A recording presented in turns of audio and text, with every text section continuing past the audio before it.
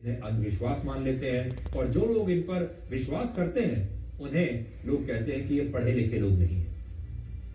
सनातन धर्म दुनिया का इकलौता ऐसा धर्म है जो मनुष्य को उसके मन से परिभाषित करता है।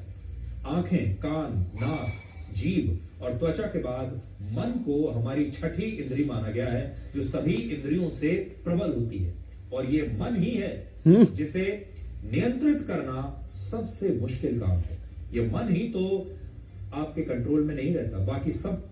चीजों को तो आप कंट्रोल कर लेते हैं। लेकिन अलग अलग शोध ये बताते हैं कि रामायण, गीता और वैदिक श्लोक और मंत्र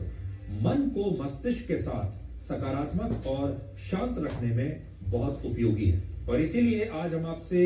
एक बार फिर ये कहेंगे कि सनातन धर्म को अंधविश्वास से जोड़ना अज्ञानता है और इस अज्ञानता को फैलाने वाले लोगों से आपको बचकर रहना चाहिए और सावधान रहना चाहिए। वैज्ञानिकों ने यह पाया है कि जो श्लोक है उसकी उच्चारण से जो क्षमता है मस्तिष्क की वो बढ़ती है। कार्य क्षमता कैसे, हम आपको कैमरे पर दिखाएंगे और उनसे बात भी कराएंगे उन साइंटिस्ट से कि आखिर ये कैसे होता है, क्योंकि जो वैदिक काल से कहा जाता रहा है साइंटिफिकली वो कैसे प्रूफ होता है, साबित होता है। जो व्यक्ति जो संस्कृत के विज्ञानी श्लोक को सुन रहे थे उनके जो जिन जिन हिस्सों में मस्तिष्क में सक्रिय हुए वो ये हिस्से हैं जिसको हम लोग मुख्य रूप से 4 हिस्से में सक्रियता देखी गई, जिसमें कॉर्डेट देखा गया, ऑक्सीपिटल का एरिया देखा गया, फ्रंटल का एरिया देखा गया और पैराइटल एरिया, जिसपे मुख्य रूप से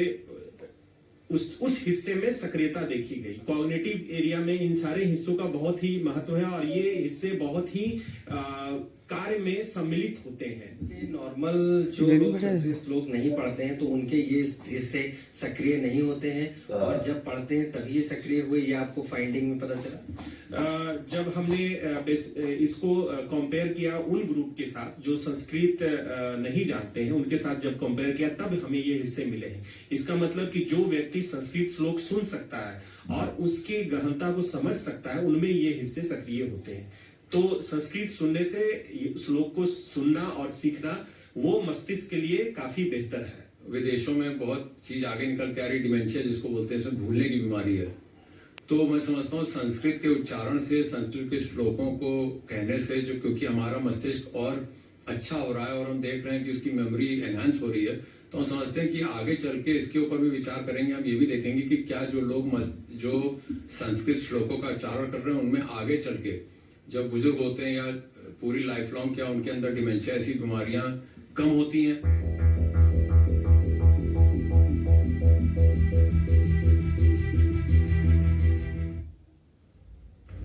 तो जिस दिन से महाकुंभ शुरू हुआ है हमारी कोशिश रहती है कि महाकुंभ के बारे में आपको ज्यादा से ज्यादा हम जानकारी दें। हर रोज आपको महाकुंभ के बारे में नई बातें बताएं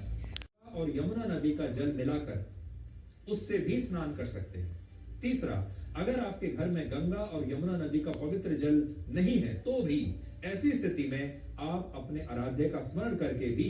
सामान्य पानी से, सामान्य जल से स्नान कर सकते हैं, क्योंकि इससे भी आपको उतना ही पुण्य लाभ मिलेगा जितना महाकुंभ की त्रिवेणी में पवित्र स्नान करने से आपको मिलता है। जिस तरह से कहा जाता है कि संगम में पवित्र स्नान करने से पाप धुल नहीं सकते, ठीक उसी तरह से यह भी कहा जाता है कि मंत्रों के जाप से या गीता और रामायण के श्लोक सुनने से मानसिक स्वास्थ्य बेहतर नहीं हो सकता और यह भी एक अंधविश्वास है। लेकिन अब एक नई रिसर्च से यह बात साबित हो गई है कि संस्कृत भाषा के श्लोक मस्तिष्क के विभिन्न हिस्सों को जागृत करते हैं और इनसे मानसिक बीमारियां भी दूर हो सकती है। और यह study centre of biomedical research ने की है और इसमें यह बताया गया है कि जब कोई व्यक्ति गीता, रामायण या वैदिक श्लोक सुनता है तो इससे मस्तिष्क के वो हिस्से सक्रिय हो जाते हैं जो संगीत सुनते समय या किसी नए चित्र को देखते समय सक्रिय होते हैं। इस रिसर्च में MRI स्कैन की मदद भी ली गई है जिससे यह पता चला कि श्लोक सुनते समय मस्तिष्क न सिर्फ सकारात्मक रूप से सक्रिय होता है बल्कि ये लोगों को डिप्रेशन और एंजाइटी से भी बचा सकता है। इसका वैज्ञानिक आधार मस्तिष्क के काम करने की शैली से जुड़ा हुआ है। हमारे मस्तिष्क के 2 प्रमुख हिस्से होते हैं, एक को डिफॉल्ट मोड नेटवर्क कहते हैं और दूसरे को अटेंशन मोड नेटवर्क कहते हैं। जब कोई व्यक्ति भविष्य की चिंता में डूबा होता है तब यह चिंता मस्तिष्क के डिफॉल्ट मोड नेटवर्क को सक्रिय कर देती है। इसके सक्रिय होने से आपके मन में बुरे और नकारात्मक विचार आते हैं, आपकी चिंता बढ़ जाती है, आपका तनाव भी बढ़ने लगता है, जिसे आप टेंशन कहते हैं। लेकिन जैसे ही आप रामायण, गीता या वैदिक श्लोक को सुनते हैं तो आपके मस्तिष्क में डिफॉल्ट मोड नेटवर्क की गतिविधियां कम होने लगती हैं और इसके स्थान पर अटेंशन मोड नेटवर्क ज्यादा मजबूत हो जाता है। ऐसी स्थिति में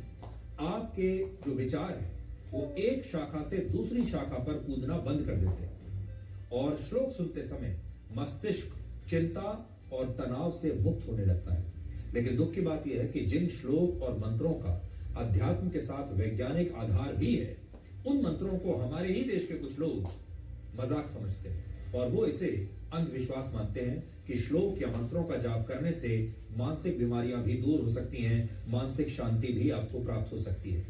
विडंबना यह है कि जिस भारत के पास मानसिक रोगों को हराने वाले हजारों लाखों श्लोक हैं, उस भारत में आज 20 करोड़ लोग कम से कम मानसिक रूप से अस्वस्थ हैं और ये पूरी दुनिया में मानसिक रूप से बीमार लोगों का 20% हिस्सा है। वर्ष 2022 में अमेरिका के नेशनल इंस्टीट्यूट ऑफ हेल्थ ने भी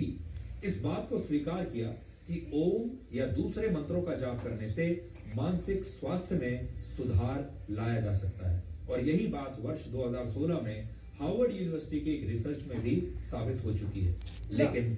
दुख इस बात का है कि जब ये कि आप सब सनातन धर्म की शक्ति को ठीक से पहचान पाए और बहुत सारे लोग जिन्हें सनातन धर्म की बात करने में संकोच होता है, लोगों को बताने में संकोच होता है कि वो सनातन धर्म को मानते हैं, उन्हें इस पर संकोच होना बंद हो जाए। इसलिए आपसे कहेंगे कि संकोच को अपने दिल से निकाल दीजिए।